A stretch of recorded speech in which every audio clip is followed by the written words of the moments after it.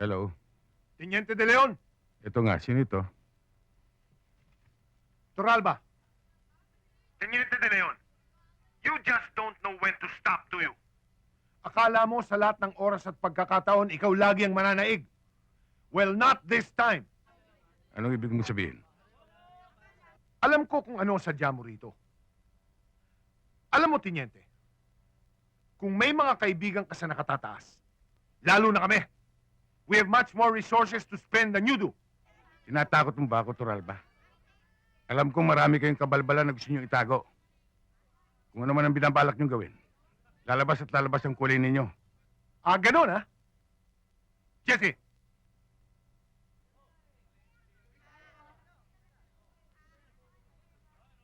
Makinig ka, De Leon.